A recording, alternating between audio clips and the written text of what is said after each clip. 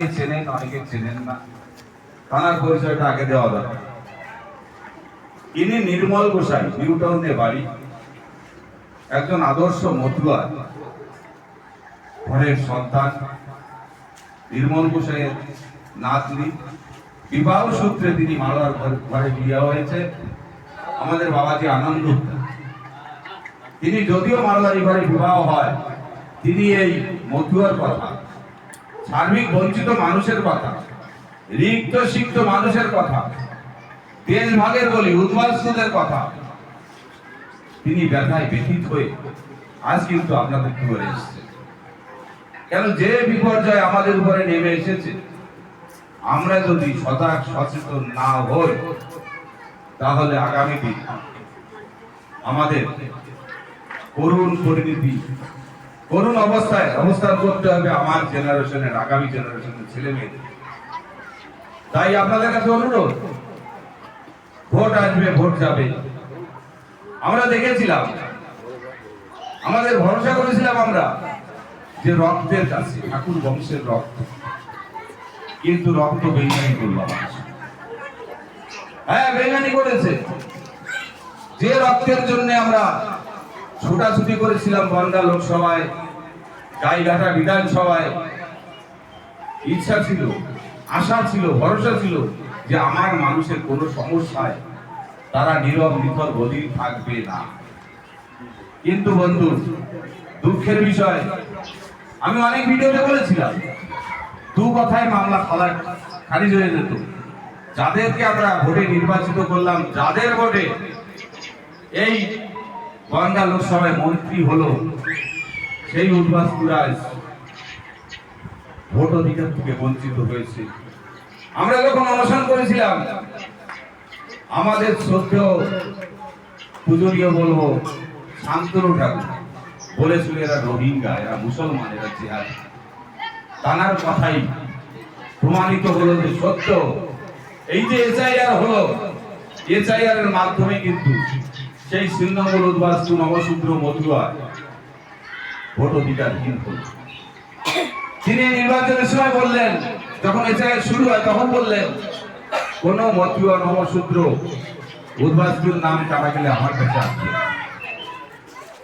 কিন্তু আমরা যখন নান্টু গোসাই মিলে কয়েকজন সেখানে যাওয়া হয়েছিল, আপনারা দেখেছেন শ্রীধামের মাটিতে, যে মাটি গোপাল সাধু মহানন্দ হালদারের অর্থে, সেই ভক্তের অর্থের টাকার সেই শ্রীধামে একজন চুল দাড়িয়ালা গোসাইকে যেভাবে নির্মমভাবে আঘাত করা হয়েছে, আমি মনে করি ঠাকুর হরিগুরুচাঁদের অন্তরাত্মা ভক্ত যেই থাকুক না কেন, তার ব্যথা অনুভূতি হয়েছে। সে দূরের থেকে কষ্ট পেয়েছে যে ঠাকুরের ধামে একজন ভক্তকে এইভাবে আঘাত করা যায়। তাই আপনাদের কাছে অনুরোধ, গুরুচাঁদ অনেক দূরদর্শী, তাই তো বলেছিলেন আমি রক্তে নয় আমি ভক্ত। বাবার যা ইচ্ছা ছিল পুরাইবে কে বা বলো, ভক্ত ছাড়া কে বা আছে। তাই ভক্ত একজন সাধুও বলা যায়, পাগলও বলা যায়, একজন নেতাও বলা যায়, একজন আদর্শবান মতুয়াও বলা যায়।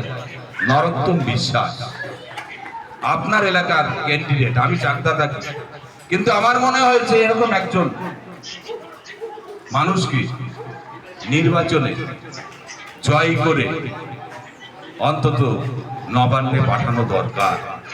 তাহলে হয়তো আমার মানুষের যে সমস্যা, দেখুন তিনি হেরে গিয়েও কিন্তু হারিয়ে যায়নি।